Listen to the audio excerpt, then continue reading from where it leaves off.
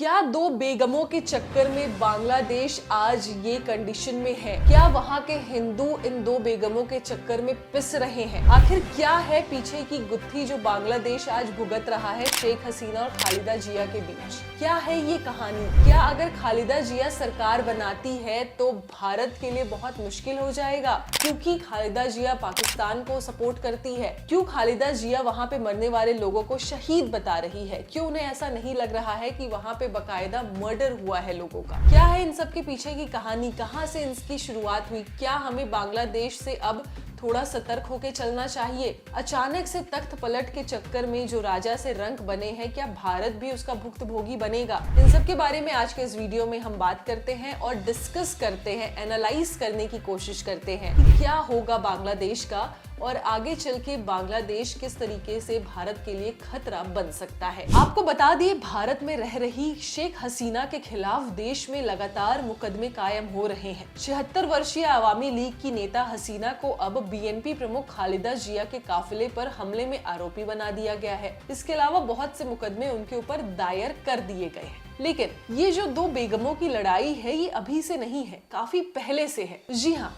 अब इस बात को समझते हैं कि खालिदा जिया और शेख हसीना का क्या रिलेशन रहा है, वो दोस्ती से दुश्मनी में कैसे बदल गया। खालिदा जिया मार्च 1991 से 1986 और दोबारा जून 2001 से अक्टूबर 2001 तक बांग्लादेश की प्रधानमंत्री रही है। बांग्लादेश के पहले सैन्य तानाशाह जिया और रहमान की पत्नी जब 1991 में पहली बार सत्ता में आई तो उनके ऊपर शेख हसीना की अवामी लीग के खिलाफ राजनीतिक प्रतिशोध के चलते कार्रवाई करने का आरोप लगा था। इस लड़ाई में आखिरकार जिया को जेल जाना पड़ा, लेकिन हमेशा से ऐसा नहीं था। एक ऐसा समय भी था जब दोनों बेगमों ने एक साथ होकर बांग्लादेश के एक दूसरे सैन्य तानाशाह मोहम्मद इरशाद के खिलाफ लड़ाई भी लड़ी थी। आपको बता दें, शेख हसीना और खालिदा जिया दोनों राजनीतिक राजघराने से है। बांग्लादेश की आजादी के आंदोलन की प्रमुख हस्तियों की संतान है। बांग्लादेश की सैन्य प्रमुख मोहम्मद इरशाद ने जब देश की सत्ता पर कब्जा किया था तो इरशाद को हटाने के लिए हसीना जिया एक साथ आ गई थी। जीत भी उन्हें मिली थी, लेकिन इरशाद के हटने के बाद फिर वे एक दूसरे के खिलाफ हो गई।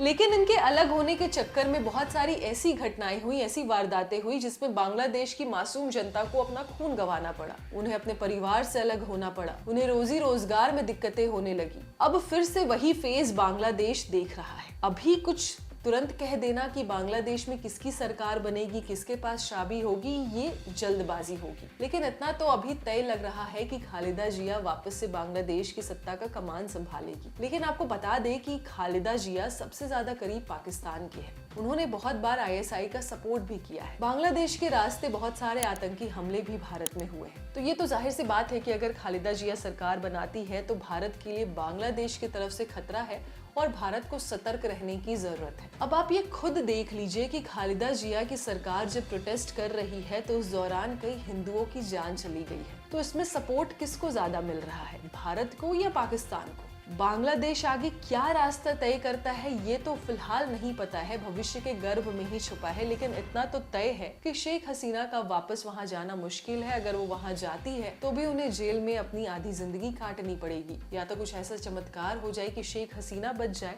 और बाकी की चीजें फिर से नॉर्मल हो जाए। लेकिन ये फिलहाल असंभव लग रहा है। भारत को चाहिए कि बस वो जितने हिंदू हैं उनको वापस यहाँ बुला ले, क्योंकि बांग्लादेश में अब हिंदुओं के ऊपर काफी खतरा है। खालिदा जिया वहाँ जितने लोग मरे हैं उनको वो शहीद बता रही हैं और वो कह रही हैं कि युवाओं के लिए वो काम करना चाहती है, रोजी रोजगार और शिक्षा देना चाहती है। क्या इसी तरीके से शिक्षा मिलेगा? क्या जो प्रोटेस्ट हुआ है वो आगे बांग्लादेश का फ्यूचर सिक्योर कर रहा है? सही कहा गया है बहुत पहले से कि अगर तख्ता पलट होता है तो मासूम जनता अपनी जान गंवा देती है और दो राजाओं की लड़ाई में पूरा देश भी खत्म हो जाता है। खैर, आखिर में मैं इतना ही कहना चाहूंगी कि भारत अपने आप को जितना सिक्योर कर पाए कर ले, क्योंकि हमें अपने देश की फिक्र ज्यादा है। अब ये तो तय है कि आगे बांग्लादेश से हमारा रिश्ता शायद उतना अच्छा ना रहे अगर तख्ता पलट पूरी तरीके से हो जाता है तो। फिलहाल अंतरिम सरकार है वहाँ, लेकिन इतना तो तय है कि अब मित्रतापूर्ण रिश्ता रखना बांग्लादेश से हमारे लिए घातक हो सकता है। आज के इस वीडियो में बस इतना ही। मिलते हैं अगले वीडियो में नए टॉपिक के साथ। नए टॉपिक को करेंगे डिस्कस। तब तक के लिए देखते रहिए मेरा चैनल एकता सेज।